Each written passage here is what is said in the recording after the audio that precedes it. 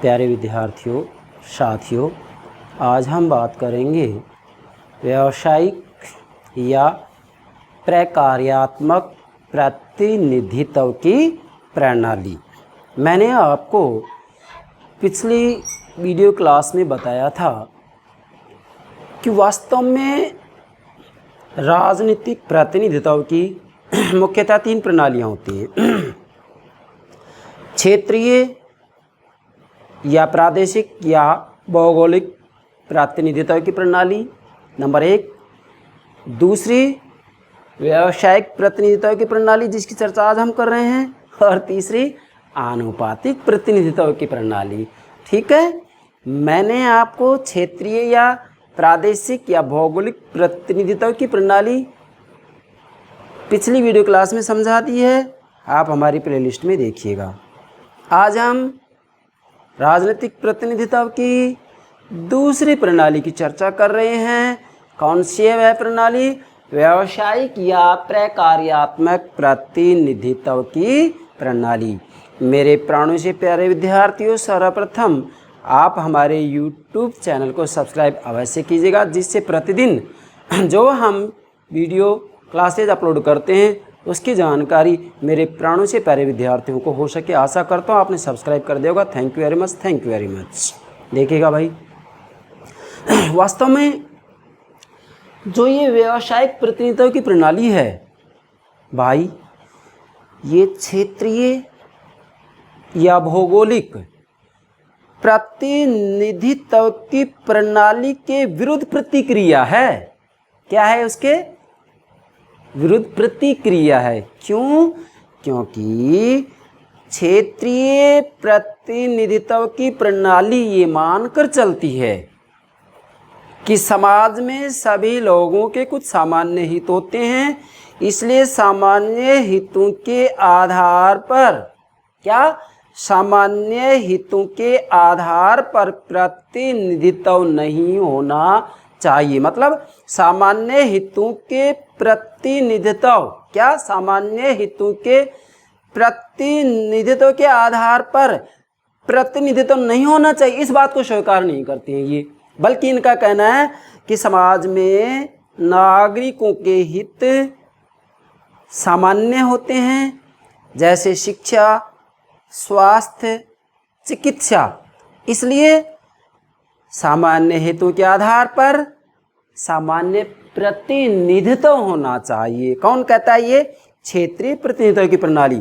जबकि व्यावसायिक प्रतिनिधित्व की प्रणाली उसके विरुद्ध प्रतिक्रिया है। इनका कहना है कि भाई समाज में वास्तविक रूप में सामाजिक, आर्थिक, धार्मिक, सांस्कृतिक, व्यावसायिक ये सभी हित अलग अलग होते हैं। इसका मतलब वास्तविक रूप में नागरिकों के अलग अलग हितों के आधार पर व्यवस्थापिका में प्रतिनिधित्व होना चाहिए। मतलब व्यवसाय, वर्गों या हितों के आधार पर व्यवस्थापिका में प्रतिनिधित्व होना चाहिए। यही सच्चा प्रतिनिधित्व है। कौन कहते हैं ये? व्यावसायिक प्रतिनिधित्व की प्रणाली। मतलब इनका कहना है कि व्यवसाय या हितों या फिर जो है विभिन्न प्रकार के जो वर्ग हैं उन सभी को व्यवस्थापिका में प्रतिनिधित्व दिया जाना चाहिए। जबकि क्षेत्रीय प्रतिनिधित्व की प्रणाली में सामान्य हित के आधार पर प्रतिनिधित्व दिया जा रहा है।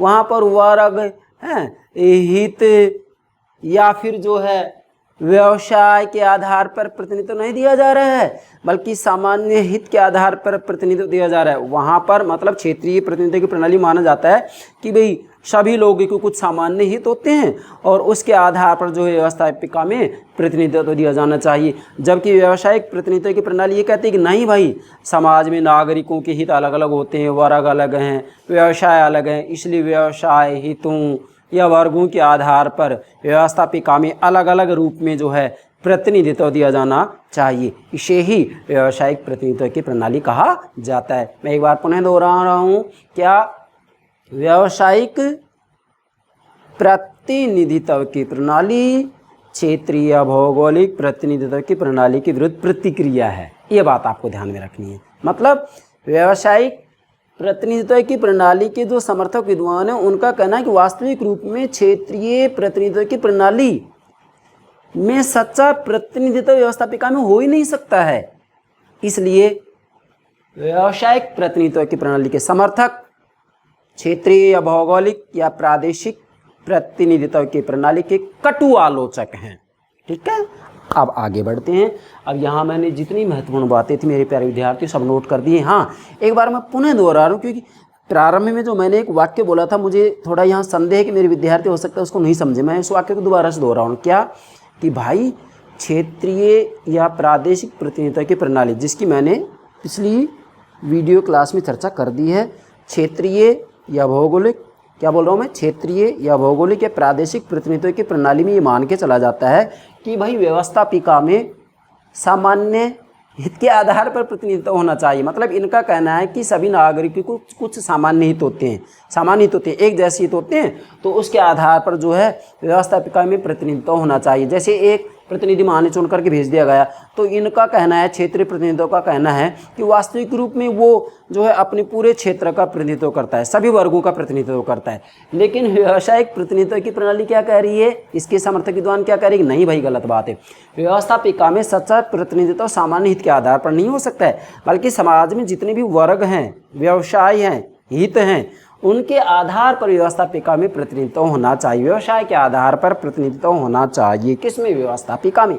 इसे ही व्यावसायिक प्रतिनिधित्व की प्रणाली कहा जाता है। अब समझें, मैंने यहाँ आपके लिए डायग्राम बनाया है, इस डायग्राम से आप इसका अर्थ ठीक से समझ सकते हैं। क्या यहाँ मैंने प्रारंभ में लिखा है व्यावसायिक प्रतिनिधित्व, फिर मैंने ब्रैकेट में लिखा है मजदूरों उद्योगपतियों।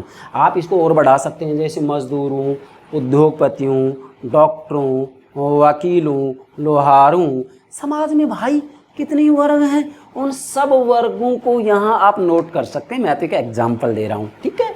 तो यहाँ वास्तविक रूप में जो व्यावसायिक प्रतिनिधित्व की प्रणाली है, इसका कहना है, मतलब इसके समर्थक विद्वानों का कहना है, विद्वान कौन सी ये भी मैं बताऊंगा, इसके समर्थक विद्वानों का कहना है, किसके, व्यावसायिक प्रतिनिधित्व प्रणाली के समर्थक विद्वानों का कहना है कि भाई जो व्यवस्थापिका होती है, कानून बनाने वाली जो संस्था होती है, समझ रहे हैं ना, जहाँ जिसके अंतर्गत वास्तविक रूप में जनता के प्रतिनिधि चुन करके भेजे जाते हैं, मतलब जहाँ वास्तविक रूप में जनता अपने प्रतिनिधियों को भेजती है। क्या, जनता अपने प्रतिनिधियों को राजनीतिक शक्ति सुपुर्द कर करके निर्वाचित करती है, कहने का मतलब यहाँ ये होगा।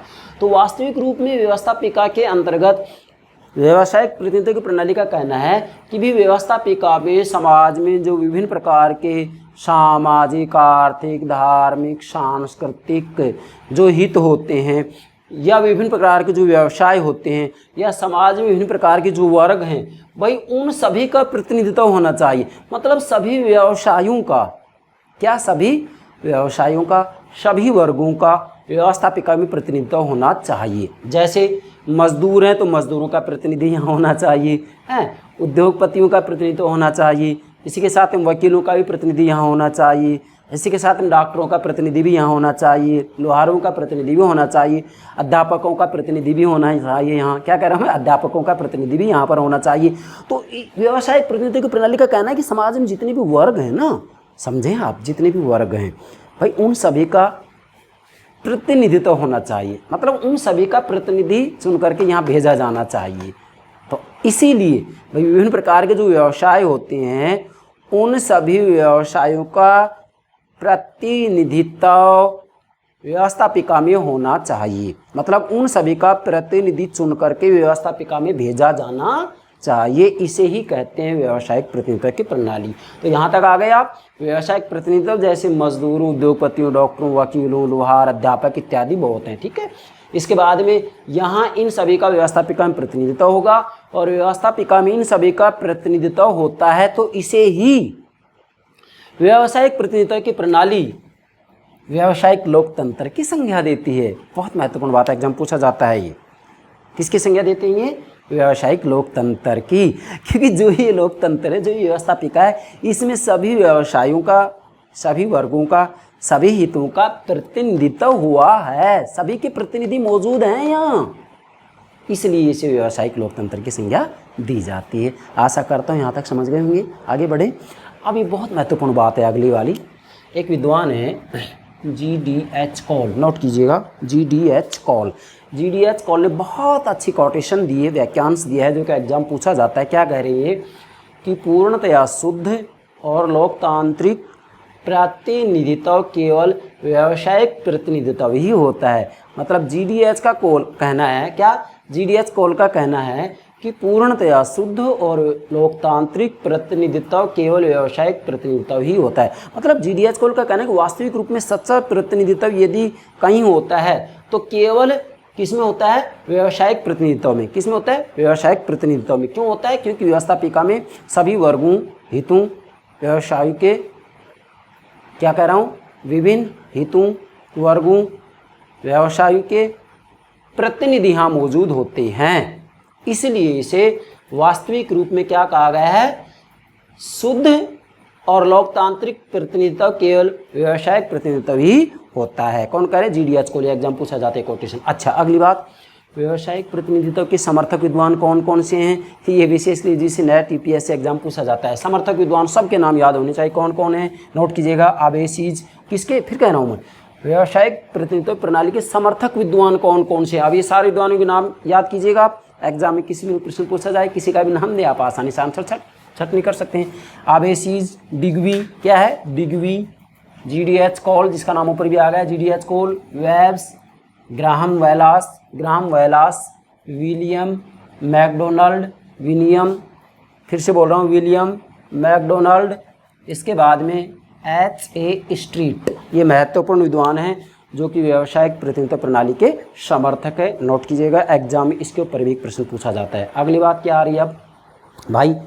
ये तो बात क्लियर होगी कि व्यावसायिक प्रतिनिधित्व की प्रणाली क्या है। फिर से बता रहा हूँ, व्यावसायिक प्रतिनिधित्व की प्रणाली के अंतर्गत वास्तव में व्यवस्थापिका में विभिन्न प्रकार के समाज में जो व्यवसाय होते हैं या जो प्रकार्य, मतलब कार्य होते, प्रकार्य सब समाजशास्त्र से लिया गया है। कहाँ से लिया गया? ये समाजशास्त्र से। तो समाज में विभिन्न प्रकार के जो प्रकार्य होते हैं, कार्य होते हैं, उन सभी प्रकारों का, कार्यों का, वर्गों का, व्यवसायों का प्रतिनिधि होता है। उन सभी का प्रतिनिधित्व होता है। कहाँ? व्यवस्थापिका में। सभी व्यवसायों का व्यवस्थापिका में प्रतिनिधित्व होता है। जैसे मजदूर हैं, उद्योगपति, डॉक्टर, वकील, अध्यापक, गाड़ोलिया, लुहार।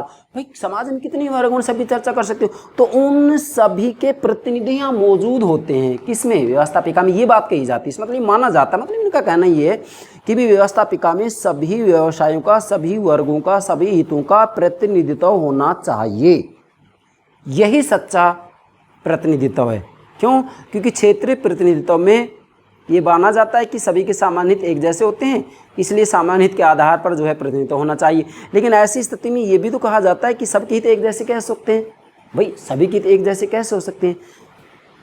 मजदूरों का हित मजदूर जानता है, उद्योगपतियों का हित उद्योगपति जानता है, वकील का हित वकील जानता है, डॉक्टर का हित डॉक्टर जानता है। इसलिए व्यावसायिक प्रतिनिधियों का कहना है, मतलब व्यावसायिक प्रतिनिधित्व के समर्थक विद्वानों का कहना है कि व्यवस्थापिका में व्यवसाय के आधार पर, प्रकार्य के आधार पर प्रतिनिधित्व दिया जाना चाहिए। अर्थ स्पष्ट हो गया। अब इसके गुण और दोष देखने मेरे प्राणों से प्यारे विद्यार्थी, जब यहाँ ये अर्थ स्पष्ट हो गए, गुण कहाँ से आएंगे? इस डायग्राम से इसके गुण निकलेंगे, इस डायग्राम से इसके दोष निकलेंगे। बाहर कहीं नहीं जाना है हमें। कैसे, मैं आपको तरीका बताऊंगा। नोट कीजिएगा, व्यावसायिक प्रतिनिधित्व प्रणाली के गुण। व्यावसायिक प्रतिनिधित्व प्रणाली के गुण। नंबर 1, प्रत्येक वर्ग के व्यावसायिक हित सुरक्षित रहते हैं। इधर आइए, प्रत्येक वर्ग के व्यावसायिक हित सुरक्षित रहते हैं। क्यों? क्योंकि व्यवस्थापिका में सभी वर्गों के प्रतिनिधि मौजूद होते हैं। मजदूरों के भी, उद्योगपतियों के भी, डॉक्टरों के भी, वकीलों के भी, अध्यापकों के भी, सभी वर्गों के प्रतिनिधि मौजूद हैं। इसलिए भाई ये जो प्रतिनिधि हैं अपने अपने वर्ग के हितों का ध्यान में रखेंगे, अपने अपने वर्ग के हितों को ध्यान में रखेंगे। किसी भी वर्ग का अहित नहीं हो सकेगा, पहला गुण। दूसरा, व्यवस्थापिका व्यावसायिक वर्गों की दृष्टि से राष्ट्र का वास्तविक प्रतिनिधित्व करती है। अब ध्यान दीजिएगा, यहीं आइएगा आप इस डायग्राम में। क्या व्यवस्थापिका मैंने नोट कर रखा है पहले, ये व्यवस्थापिका व्यावसायिक वर्गों की दृष्टि से, ये व्यावसायिक वर्ग हो गए, मजदूर, उद्योगपति, अध्यापक, डॉक्टर, वकील, ठीक है। व्यवस्थापिका व्यावसायिक वर्गों की दृष्टि से राष्ट्र का वास्तविक प्रतिनिधित्व करती है। अर्थात वास्तविक रूप में देखा जाए तो विभिन्न प्रकार के समाज में जो व्यवसाय होते हैं ना, उनकी दृष्टि से वास्तविक रूप में व्यावसायिक प्रतिनिधित्व की प्रणाली में ही प्रतिनिधित्व हो सकता है। क्षेत्रीय या प्रादेशिक प्रतिनिधित्व की प्रणाली में ऐसा प्रतिनिधित्व नहीं हो सकता है, क्योंकि वहाँ सामान्य हित के आधार पर प्रतिनिधित्व होता है और सामान्य हित के आधार पर ये माना जाता है कि सभी के सामान्य हित एक जैसे होते हैं। जैसे यहाँ ये मान के चलता है क्षेत्रीय प्रणाली में कि भी शिक्षा है, चिकित्सा, इसी के साथ में अन्य दुनिया भर के जो हित हैं उनका कहना है कि ये सभी के एक जैसे होते हैं, जबकि यहाँ पर ऐसा नहीं माना जाता व्यावसायिक प्रतिनिधित्व प्रणाली में। यहाँ पर कहना है कि सभी वर्गों का, सभी व्यवसायों का किसी न किसी रूप में व्यवस्थापिका में प्रतिनिधित्व होना चाहिए। तो ये यहाँ पर मौजूद है। तीसरा गुण, व्यावसायिक वर्गों को पर्याप्त स्थान मिल जाता है। ध्यान दीजिएगा, व्यावसायिक वर्गों को पर्याप्त स्थान मिल जाता है, मतलब व्यवस्थापिका में समाज में जितने भी व्यावसायिक वर्ग हैं ना, उन सभी को पर्याप्त स्थान प्राप्त हो जाता है। क्यों? क्योंकि वास्तविक रूप में यहाँ मजदूरों को भी अपने प्रतिनिधि भेजने का अधिकार है, उद्योगपतियों को भी, डॉक्टरों को भी, वकीलों को भी, अध्यापकों को भी। और यहाँ वास्तविक रूप में जब ऐसी व्यवस्था की जाती है तो आप कह सकते हैं कि व्यावसायिक वर्गों को पर्याप्त स्थान व्यवस्थापिका में मिल जाता है। तो ये इसके महत्वपूर्ण 3 गुण हो गए। अच्छा, अब मैंने यहाँ आपके लिए 2 कोटेशन लिखी हैं इसके गुण से संबंधित, किसके? व्यावसायिक प्रतिनिधित्व की प्रणाली के गुण से संबंधित। और विशेषकर ये CEM जोड़, पूरा मैंने तो शॉर्ट में लिखा है जोड़, लेकिन पूरा नाम है CEM जोड़। CEM जोड़ कह रहे हैं, क्या कह रहे हैं कि कोई भी व्यक्ति अपने पड़ोसियों का प्रतिनिधित्व नहीं कर सकता। भाई कितनी महत्वपूर्ण बात है कि कोई भी व्यक्ति अपने पड़ोसियों का प्रतिनिधित्व नहीं कर सकता, वह उनके उद्देश्यों के एक समूह का प्रतिनिधित्व कर सकता है। तो इसका मतलब CEM जोड़ भी वास्तविक रूप में व्यावसायिक प्रतिनिधित्व की प्रणाली के समर्थक हैं। और अगली जो कोटेशन दी है वो एक विचारधारा है, राजनीतिक विचारधारा, जिसका नाम है गिल्ड समाजवादी। गिल्ड समाजवादी विचारधारा पर मैं अलग से वीडियो अपलोड करूंगा, मतलब जितनी भी आधुनिक राजनीतिक विचारधाराएं हैं उन सब के ऊपर वीडियो अपलोड करूंगा मैं। मतलब राजनीति विज्ञान का संपूर्ण पाठ्यक्रम मैं मेरे प्राणों से प्यारे विद्यार्थियों को समझाऊंगा। तो गिल्ड समाजवादी क्या कह रहे हैं कि एक आदमी एक मत, एक आदमी एक मत, एक के स्थान पर एक आदमी उतने ही मत जितने के हित को स्थापित करना चाहता है। मतलब गिल्ड समाजवादी एक आदमी एक मत, इस बात को स्वीकार नहीं करते हैं, बल्कि एक के स्थान पर एक आदमी अपने ही मत जितने हित हैं। क्या? एक आदमी उतने ही मत जितने के हित हैं। फिर से दोहरा रहा हूँ, गिल्ड समाजवादी नहीं समझे अभी, मुझे मालूम है। गिल्ड समाजवादी कह रहे हैं कि एक आदमी एक मत, भाई इसको ये स्वीकार नहीं करते हैं। तो किसको स्वीकार करते हैं ये? इनका कहना है कि एक के स्थान पर, एक मत के स्थान पर एक आदमी उतने ही मत जितने की हित है। मतलब एक आदमी को उतने ही मत देने का अधिकार दिए जाएं जितने की उसके हित हैं। भाई कोई व्यक्ति उद्योगपति भी है, वकील भी है, एक व्यक्ति आर्थिक, सामाजिक, धार्मिक, इन सब संगठनों से जुड़ा हुआ है। इसलिए कहा गया है कि जब इन सब से जुड़ा हुआ है तो ऐसी स्थिति में उसके जितने हित हैं ना, जितने हितों से जुड़ा हुआ है उतने ही उसे मत देने का अधिकार दिया जाना चाहिए। ठीक है, तो क्या आ गया यहाँ पर? एक आदमी एक मत, एक के स्थान पर एक आदमी उतने ही मत जितने की हित को स्थापित करता है। मतलब गिल्ड समाजवादी एक आदमी उतने ही मत जितने की हित, इस बात को स्वीकार करता है, और एक आदमी एक मत इस बात को अस्वीकार करता है। कौन? गिल्ड समाजवादी। क्लियर? ये इसके क्या हो गए? गुण हो गए। अब इधर आइए, व्यावसायिक प्रतिनिधित्व प्रणाली के दोष देखें। अब इसमें क्या कमियां हैं? मतलब व्यवस्थापिका में विभिन्न वर्गों या व्यवसायों या हितों के आधार पर जो प्रतिनिधित्व दिया जाता है, उसमें क्या कमियां हैं? ये तो सत्य है दुनिया में कोई ऐसा सिद्धांत है ही नहीं, कोई ऐसी प्रणाली है ही नहीं जिसके बारे में हम ये कह सके कि वो सर्वगुण संपन्न है। भाई कमियां तो सभी में पाई जाएंगी। जब व्यक्ति ही सर्वगुण संपन्न नहीं है तो ये सिद्धांत व्यक्तियों ने ही तो दिए हैं, और व्यक्ति सर्वगुण संपन्न नहीं है तो व्यक्ति के द्वारा दिए गए सिद्धांत प्रणाली सर्वगुण संपन्न कैसे हो सकती है। इसीलिए व्यावसायिक प्रतिनिधित्व की प्रणाली में कमियां भी हैं, दोष हैं। सबसे पहले महत्वपूर्ण बात नोट कीजिएगा कि व्यावसायिक प्रतिनिधित्व की प्रणाली के जो मुख्य आलोचक विद्वान हैं उनके नाम नोट कीजिएगा, एग्जाम पूछा जाता है। कौन कौन है? डैनिंग, नोट कीजिएगा, डैनिंग, एस्मिन, ये विशेषकर एस्मिन का नाम एग्जाम में आता है। डैनिंग, एस्मिन, लास्की, मेरियट। मान लीजिएगा यहाँ पर नाम दे दिया, निम्न में से कौन सा विद्वान व्यावसायिक प्रतिनिधित्व की प्रणाली का महत्वपूर्ण आलोचक है। 3 विद्वानों के नाम कोई भी दे दिए, एक नाम दे दिया एस्मिन, आपका आंसर एस्मिन हो जाएगा। तो डैनिंग, एस्मिन, लास्की, मेरियट इसके महत्वपूर्ण या कटु आलोचक हैं। किसके?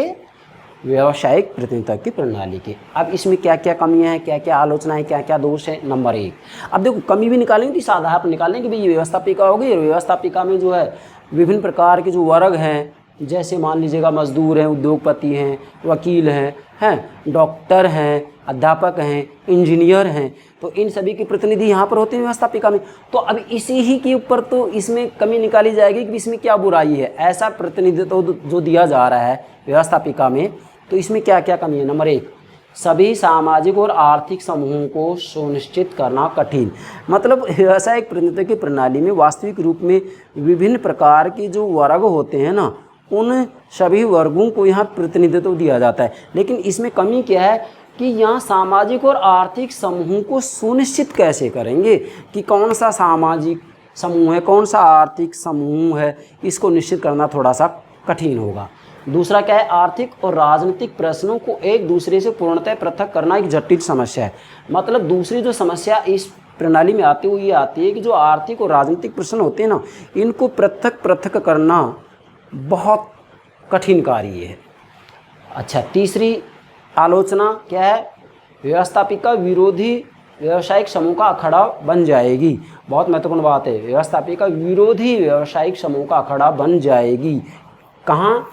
व्यावसायिक प्रतिनिधित्व की प्रणाली में। कैसे? क्योंकि व्यवस्थापिका में भाई मजदूरों का प्रतिनिधि भी होगा, उद्योगपतियों के प्रतिनिधि भी होंगे, वकीलों के भी प्रतिनिधि होंगे, डॉक्टरों के भी प्रतिनिधि होंगे, अध्यापकों के भी प्रतिनिधि होंगे, इंजीनियरों के भी प्रतिनिधि होंगे, लोहारों का भी प्रतिनिधि होगा, अन्य समाज में जितने भी वर्ग हैं उन सभी के प्रतिनिधि होंगे। तो वास्तव में यहाँ ये सभी अपने अपने हितों को लेकर के आपस में झगड़ते रहेंगे, झगड़ा करेंगे। इसलिए वास्तविक रूप में जो ये व्यवस्थापिका है वो क्या बन जाएगी, व्यावसायिक समूह का अखाड़ा बन जाएगी। आपस में ही झगड़ते रहेंगे कि हमारे हित को प्राथमिकता दी जाए, दूसरा कहेगा हमारे हित को प्राथमिकता दी जाए। इसलिए व्यवस्थापिका तो वास्तविक रूप में संघर्षों का अखाड़ा बन जाएगी, जबकि व्यवस्थापिका अखाड़ा नहीं है। व्यवस्थापिका तो वास्तविक रूप में वाद विवाद का मंच होती है। क्या होती है व्यवस्थापिका? व्यवस्थापिका तो वास्तविक रूप में वाद विवाद का मंच होती है। ये संघर्षों का अखाड़ा नहीं है, ये मल्ल युद्ध का अखाड़ा नहीं है और होना भी नहीं चाहिए। अगला चौथा है, ये राष्ट्रीय संप्रभुता के सिद्धांत के विरुद्ध। बहुत महत्वपूर्ण बात है ये है, मतलब जो व्यावसायिक प्रतिनिधित्व की प्रणाली है यह राष्ट्रीय संप्रभुता के सिद्धांत के विरुद्ध है। क्यों है राष्ट्रीय संप्रभुता की?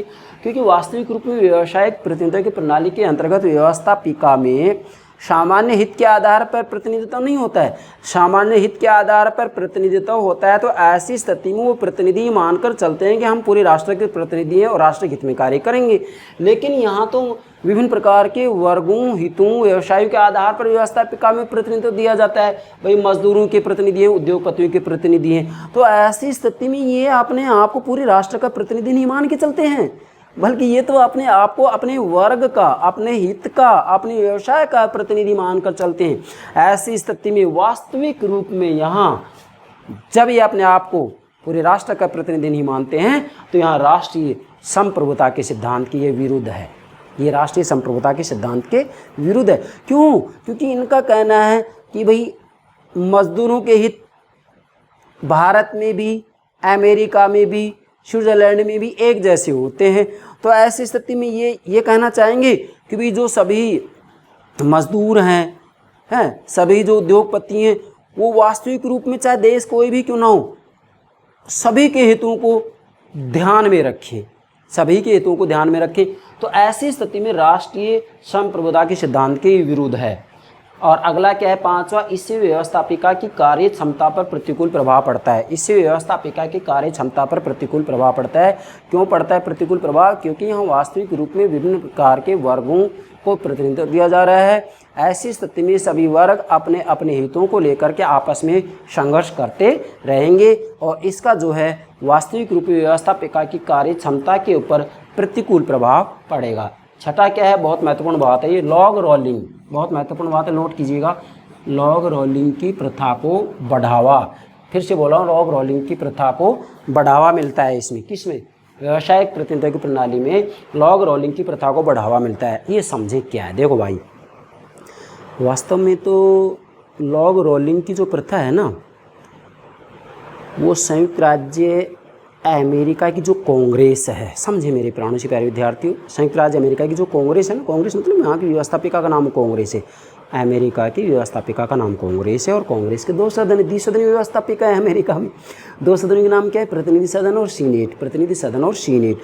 तो अमेरिका का जो कांग्रेस का दूसरा सदन है ना, सीनेट, तो सीनेट में कुछ कमियां हैं। मतलब सीनेट की जब आलोचना की जाती है तो कहा जाता है कि भी सीनेट में वास्तविक रूप में जो है फिलीबस्टर हैं और लॉग रोलिंग और सीनेट ये शिष्टाचार की दूषित प्रथाओं ने जन्म ले लिया है। तो अब मैं यहाँ उन सब की प्रथाओं की चर्चा नहीं कर रहा हूँ, मैं तो केवल ये व्यावसायिक प्रतिनिधित्व की प्रणाली की बात कर रहा हूँ, क्योंकि अमेरिका की कांग्रेस की सीनेट पर मैं अलग से वीडियो अपलोड करूँगा, इसलिए यहाँ केवल लॉग रोलिंग की चर्चा कर रहे हैं। तो लॉग रोलिंग की प्रथा, क्या बोल रहा हूँ, लॉग रोलिंग की प्रथा जो है ना, वो संयुक्त राज्य अमेरिका की सीनेट की एक कुप्रथा है। मतलब सीनेट की जब आलोचना की जाती थी, कहा जाता है कि भाई सीनेट के अंतर्गत लॉग रोलिंग की जो है कुप्रथा है, ठीक है। तो लॉन्ग रोलिंग का मतलब होता है, हिंदी अर्थ होता है लकड़ी का गोल गोल गट्ठर। सबसे पहले तो ये समझे, लॉन्ग रोलिंग का मतलब लकड़ी का गोल गोल गट्ठर, लकड़ी का गोल गोल गट्ठर। अब लकड़ी का जो गोल गोल गट्ठर होता है उसको हम ये कहेंगे कि जब हम रोड के ऊपर या रेलवे लाइन के साइड में जब चाहे किसी भी रूप में बिजली के तार की बात की जाए या किसी पाइपलाइन की बात की जाए, प्लास्टिक पाइपलाइन की बात की जाए, तो उस लकड़ी का गोल गोल गट्ठर में रहते हो तो मज़दूर क्या करते हैं, उसको धक्का लगाते हैं। जो गोल गोल गट्ठर वो आगे चलता रहेगा, पीछे से तार है या प्लास्टिक पाइपलाइन है तो वो बिस्ती चली जाएगी और गट्ठर आगे चला जाएगा, मज़दूरों का काम हो जाता है।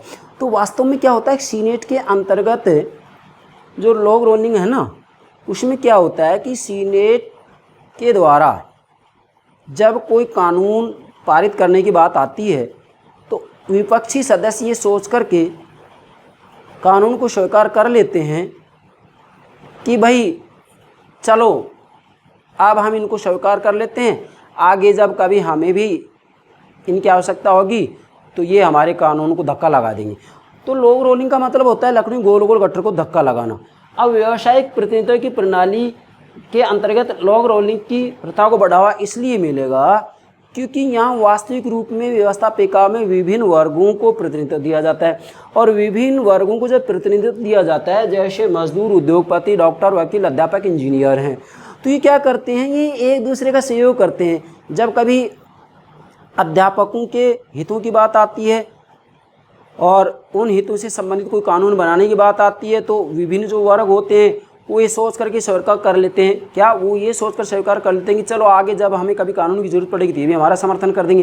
तो अध्यापकों के हितों को जो है ध्यान में रखते हुए उनके हित में जो कानून है ना उनको धक्का लगा देते हैं कि चलो पास करवाओ, आगे हमको भी जब कभी कानून की ज़रूरत पड़ेगी तो ये भी हमारा समर्थन कर देंगे। तो ये एक दूसरे का जो समर्थन करें ना, मतलब एक दूसरे के द्वारा वास्तविक रूप में उनके हितों के संदर्भ में जो कानून बनाए जाते हैं तो उन कानूनों को धक्का लगाते हैं, चलो भाई ये कानून बनने दो। इसे कहते हैं लॉग रोलिंग की प्रथा को बढ़ावा। ये बहुत ही गलत प्रथा है। सातवां है अनेक दलों का जन्म होगा। इसमें व्यावसायिक प्रतिनिधित्व की प्रणाली में अनेक दलों का जन्म होगा। क्यों होगा अनेक दलों का जन्म? भाई मजदूरों का अपना दल बन जाएगा, उद्योगपतियों का अपना बन जाएगा, अध्यापकों का, डॉक्टरों का, इंजीनियरों का, इन सब का अपना अपना जो है दल बन जाएगा। तो ऐसी स्थिति में अनेक दलों का जन्म होगा। और अनेक दलों का जन्म होगा तो फिर क्या होगा, सरकार जो है स्थायित्व को प्राप्त नहीं हो सकेगी, बल्कि सरकार अस्थायी बनी रहेगी, जिसको कि कहेंगे आप सरकार का स्थायित्व। ठीक है, सरकार का अस्तित्व, मतलब यहाँ वास्तविक रूप में सरकार स्थायी नहीं हो सकेगी। 8वां है, वर्गों या हितों का प्रतिनिधित्व तो हो सकता है, परंतु अल्पसंख्यकों का प्रतिनिधित्व नहीं हो पाता है। व्यावसायिक प्रतिनिधित्व की प्रणाली के अंतर्गत यह भी एक कमी है कि यहाँ विभिन्न प्रकार के वर्गों और हितों का तो प्रतिनिधित्व हो जाएगा, लेकिन जो संख्या में बहुत कम है, जिनको अल्पसंख्यक कहा जाता है, उनका प्रतिनिधित्व व्यवस्थापिका में नहीं हो सकता, तो ये भी कमी है। ठीक है, अगला क्या है, 9वां अंतिम, व्यावसायिक हितों को अधिक महत्व, मतलब व्यावसायिक प्रतिनिधित्व की प्रणाली में वास्तविक रूप में नागरिक हितों के बजाय व्यावसायिक हितों को अधिक महत्व दिया जाता है। जैसा कि एक विद्वान है मेरियट ने कहा भी है कि नागरिक का महत्व डॉक्टर, वकील अथवा लोहार से कहीं अधिक है।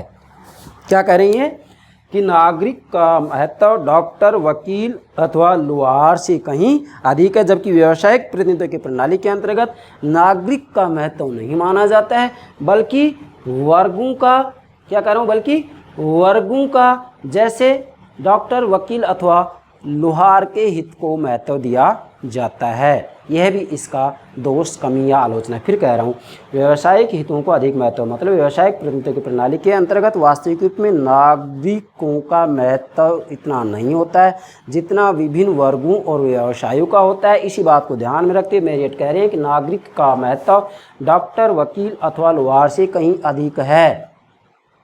ठीक है, फिर से कह रहा हूँ, क्या कह रहे हैं, नागरिक का महत्व डॉक्टर, वकील अथवा लोहार से कहीं अधिक है।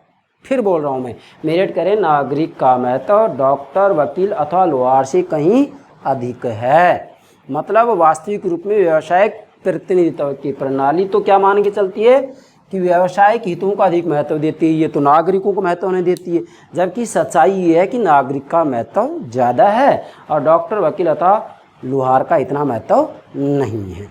ठीक है, तो ये हो गए इसके जो है दोष, और अंत में इस दोष के संदर्भ में एक कोटेशन लास्की की, H.J. Laski, Herald Joseph Laski की एक बहुत महत्वपूर्ण पुस्तक है, ग्रामर ऑफ पॉलिटिक्स, राजनीति का व्याकरण। नोट कीजिएगा, राजनीति का व्याकरण, लास्की की पुस्तक जो बहुत महत्वपूर्ण एग्जाम पूछी जाती है, राजनीति का व्याकरण, ग्रामर ऑफ पॉलिटिक्स।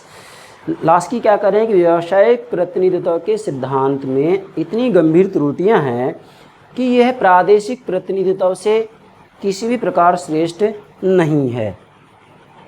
मतलब लास्की क्या कह रहे हैं, समझें, व्यावसायिक प्रतिनिधित्व के सिद्धांत में इतनी गंभीर त्रुटियां हैं, मतलब व्यावसायिक प्रतिनिधित्व की प्रणाली में बहुत ज़्यादा कमियां हैं, त्रुटियां हैं कि यह प्रादेशिक का मतलब जो क्षेत्रीय या भौगोलिक प्रतिनिधित्व की प्रणाली, जो कि मैंने पिछली वीडियो क्लास में अपलोड कर दिया है, प्रादेशिक प्रतिनिधित्व से किसी भी प्रकार श्रेष्ठ नहीं है। मतलब लास्की का कहना है कि वास्तविक रूप में जो प्रादेशिक या क्षेत्रीय या भौगोलिक प्रतिनिधित्व की प्रणाली है ना, वो श्रेष्ठ है। किससे? व्यावसायिक प्रतिनिधित्व की प्रणाली से श्रेष्ठ मानते हैं लास्की। किसको? प्रादेशिक प्रतिनिधित्व को। फिर से बोल रहा हूँ मैं, लास्की क्या करेगी, व्यावसायिक प्रतिनिधित्व के सिद्धांत में इतनी गंभीर त्रुटियां हैं कि यह प्रादेशिक प्रतिनिधित्व से किसी भी प्रकार श्रेष्ठ नहीं है। और जो 9वां बिंदु मैंने बताया, इसको थोड़ा समझने का प्रयास करेंगे। यहाँ वास्तविक रूप में जो दोष है ना, इसमें देखो ये कोटेशन देने ना विद्यार्थी, इसको क्या है कि अंतर्विरोधों से ग्रसित ना हो जाएं। मतलब यहाँ वास्तविक रूप में इसकी कमी तो क्या बताई गई है कि भाई व्यावसायिक प्रतिनिधित्व की प्रणाली में व्यावसायिक हितों को अधिक महत्व दिया जाता है, नागरिकों को इतना महत्व नहीं होता है, नागरिकों का इतना महत्व नहीं होता है। जबकि सच्चाई ये है, नागरिक का महत्व ज़्यादा है, जबकि वर्गों का महत्व उससे कम है। वर्ग बाद में, पहले सभी नागरिक, मतलब सभी नागरिकों का हित पहले, वर्गों का हित बाद में। सच्चाई तो ये। लेकिन इस प्रणाली में विभिन्न वर्गों या व्यवसायों के हितों को नागरिकों के हित से ज़्यादा महत्व दिया जाता है। इसलिए मेरियट कह रहे हैं कि नागरिक का महत्व डॉक्टर, वकील अथवा लोहार से कहीं अधिक होता है। मेरे भाई, इनका कहना है कि ज़्यादा होता है, जबकि ये प्रणाली कहती है कि भाई नागरिक का महत्व कम है और डॉक्टर, वकील और लोहार का महत्व कहीं ज़्यादा है। कौन कहता है? व्यावसायिक प्रतिनिधित्व की प्रणाली। आशा करता हूँ मेरे प्यारों से प्यारे विद्यार्थियों, आप व्यावसायिक प्रतिनिधित्व की प्रणाली को ठीक से समझ गए होंगे। Thank you very much.